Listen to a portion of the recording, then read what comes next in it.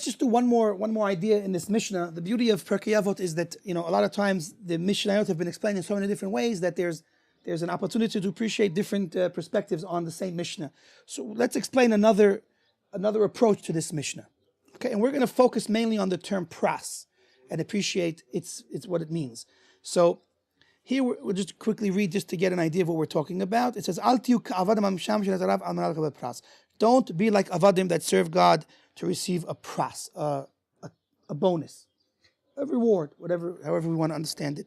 But we want to appreciate what a pras represents. So the Mefarshim, the Ben Ish Chai and the Admor HaZaken explain, and others, that the term pras really implies something that's only half, something that's only partial. It's a partial payment, it's a partial reward, it's a pras, it's half. Based on the pasuk, Prisat Malchutecha is the splitting of one's kingship, like breaking a piece. Also Prusat Lechem, a piece of bread. So if we appreciate that the word pras over here means only a piece of something, it's only a part of something, so we can understand the Mishnah is essentially saying, don't serve God for only a piece of the reward that He wants to give you. Rather, serve God for the entire reward that He wants to give you. And that's a way to appreciate this idea. But in order to fully appreciate it, we're going to understand how to appreciate. What does it mean that not to only work for a part of what there is to get, a part of what Hashem wants to give us. So for that, let's just preface by mentioning this. We know that a human being is made up of a body and soul. We're not just one entity, we're murkav. It's a fusion of both body and soul, right? Through the mitzvot, both body and soul merit the world to come. Olam haba, tchiyat hametim, it's not just going to be for the neshama. After a person passes away, so he's buried, his neshama goes to the olam ha'elyon. If he has to pay for his averot, he goes to Gehinnom. If he's a tzaddik, or after he pays for his averot, he goes to Gan Eden, an olam of neshamot that have pleasure there, but that's only a temporary realm. The ultimate eternal place of schar, of reward, is going to be the world to come. And that is for the body and the soul. So we're going to explain what pras means in that context. And we're going to start from the ultimate reward, and we're going to work our way down. There are three different explanations that we're going to offer based on the three different levels of Jewish people. The term congregation in Hebrew means tzibor, is made up of the letters tzadik, bet, and resh. A tzibor, a congregation, is made up of those three letters, and those three letters are an indication of three levels of Jews, three levels of people. The tzaddik, of course, is the completely righteous person. The bet is the benoni, the intermediate average person. And the resh is for the rasha, which is the wicked person. So each of these three levels represents a different understanding of what it is to receive partial reward. So let's talk about the tzaddik first, as we started. So the tzaddik serves Hashem without doing any averot. A perfectly good person, and when his life is over, so his body is buried in the ground and his soul goes to Gan Eden. That's not the ultimate reward, because in the end, the body and soul together worked to serve Hashem, and the body that was not even guilty of sin, and even if it was guilty of minor sins, so certainly the tzaddik fixes them through either suffering or through tshuva, so the body doesn't deserve to suffer. Meanwhile, the body is sitting in the earth, it's not getting any reward, and only the soul gets the reward in Shemayim. So that cannot be the ultimate of what Hashem wants to give to the tzaddik. And that's what we can understand. Don't serve God amenat lekabel pras in this context. When talking to the tzaddik, means don't serve God and think that olam haba is the goal. Olam haba is not the goal. Olam haba is a temporary place for the neshama until the ultimate goal is the tchiyat hametim, when body and soul will be reunited and receive the ultimate reward together. So that's the idea of so what's the reward that's a pras? Only to the neshama, because it's only to half of the person. It's only to a part of the person. What's the full reward? Giving the reward to the body and soul together in the world to come. So that's how it means don't serve God for a pras for the tzaddik. Now what about the benoni? What about the intermediate person? So the intermediate person is a good person. He does mitzvot, but he doesn't always do mitzvot. Sometimes he doesn't do what Hashem wanted exactly the way it's told, because that's why he's not a tzaddik. Sometimes an intermediate person can also be guilty of doing averot, minor averot. Not so many, of course. We save that for the rasha. So how do we define the life of the Benoni?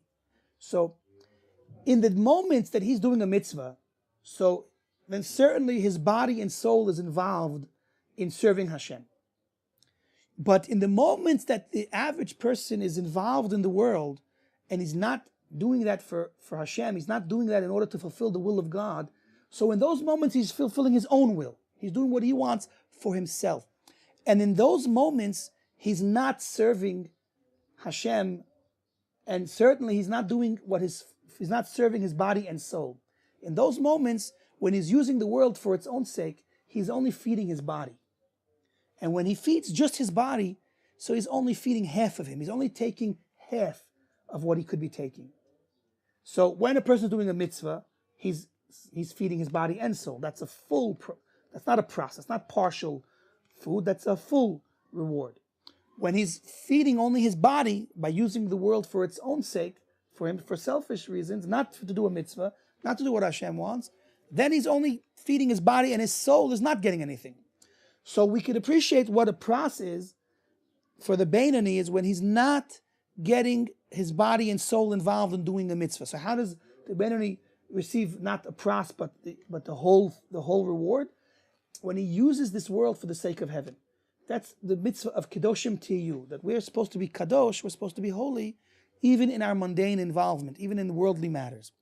So when a person is going to sanctify himself in the mundane and make all his ma'asim l'shem shemayim, like it says in the Mishnah Perkei Avot, sheyu kol ma'asecha l'shem shemayim, that all your deeds should be for the sake of heaven, then everything he does is a mitzvah. And if everything he does is a mitzvah, then his body and soul are going to ultimately benefit from everything that he does. Whereas in the first case, if he's only doing partial mitzvahs and partial not mitzvahs, so then whatever's not defined as a mitzvah, his soul is not going to ever benefit from it. So that's the way to appreciate the pras for the Benoni. One more point we have to add, which we do now for the Rasha. Let's start now with the Rasha. For the Rasha, what does it mean to get a pras and to get not a pras? So unfortunately, the Rasha stoops to such a low level that more often he listens to the Yetzer Hara and not Hashem. So the Rav, for a wicked person, who's his Rav, who's his master, who's he obedient to? His desires, which are really being driven by the Yetzer Hara. So unfortunately, the term Rav, which really means Hashem, in this context becomes the Yetzer Hara for the Rasha. Now, what's this? Let's imagine. What does this evil person do? He's listening all the time to his master, which he became subordinate to, which is the Yetzer Hara, to do averot, and he does no mitzvot. That means that he completely has starved and put his neshama in jail, so to speak, and starved it, and it's getting nothing. He's only serving his body all of his life. He's filling his stomach and more and more and more, and everything he does in this world is only to serve the now and to serve the body and to serve his selfish motives. And the soul, he forgot about the soul. The soul doesn't get any attention, doesn't get anything. It's like a dead person that's walking. Because if the soul is not ever able to express itself and it's not able to get the spiritual food that it needs, it's like a starving dead person. So what do we say? We say to this person that you need to realize that ultimately, if you live this way, all you're taking is a pras, because all you're doing is feeding the body and you're not feeding your soul ever. So how do we convince him to also feed his soul and in order to not just take a pras, but to take the full schar that Hashem wants to give us? So we have to convince this Rasha to try to do some mitzvot. Now, even though in the case of the Rasha, the mitzvot that he does is the minority of his acts. It's the miut. Most of his acts are not appropriate, and it's only a few acts that are going to be involved in mitzvot. For example, even a Rasha sometimes could be very loving to his parents, and he has the schar of honoring his parents. As a matter of fact, the Gemara says that even the Posh'ei Yisrael, the willful sinners amongst the Jewish people, are full of mitzvot like a pomegranate. How can we understand that? How can a Rasha that's a Poshei Yisraeli, he's the one who does averot on purpose, how can it be full of mitzvot like a rimon, like a pomegranate? Because many things a person does, any favor he does is a chesed. Many times he does mitzvot, and even some people, sometimes they commemorate a mitzvah, they go to shul, they do mitzvot. So even a Rasha, we have to explain to him, and he has to understand that if he's going to listen to the Yetzer Hara all his life, he's going to really, give up, forfeit any schar of Olam Haba and any schar for the neshama. But if he does even a small amount of mitzvot, he has to realize in those moments that he's doing a mitzvah, that mitzvah is going to be schar for the soul and the body as well. So even though it's a small amount, and normally the small amount is cancelled neged the big amount, but a schar mitzvah is eternal. So, this Rasha can go through Gehenom, and ultimately the few mitzvot that he does succeed in doing is going to be there for him in the world to come.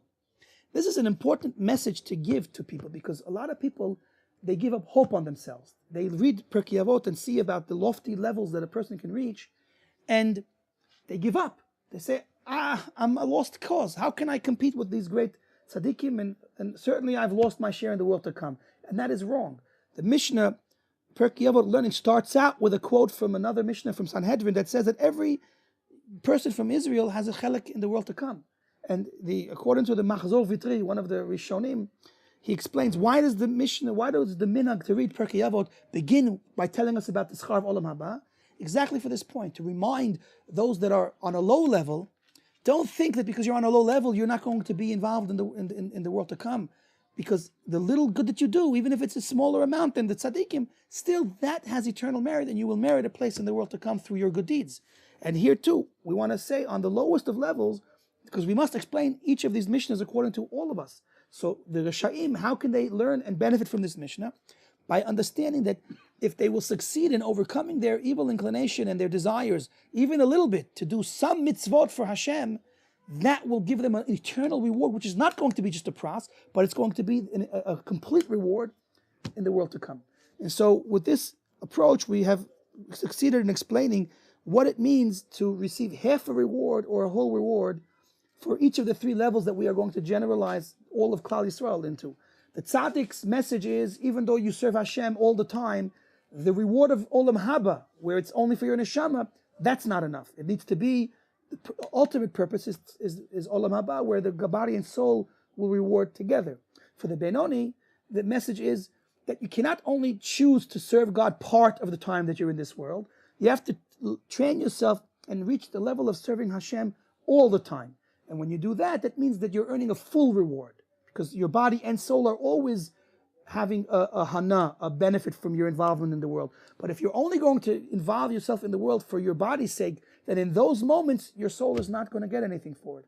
And for the Rasha, as we said, just quickly to recoup, we say it, that even though you're, unfortunately, most of the time, you have not paid attention to your neshama, if you don't do anything, you will lose all of your reward in the world to come, and you'll have only taken the pras that Hashem, the pras of this world, like when the dog comes and eats the leftovers. What is that? So if you remember to also do mitzvot, in those mitzvot, you will earn a schar shalem, a full reward in the world to come as well. Okay, with that we conclude this Mishnah.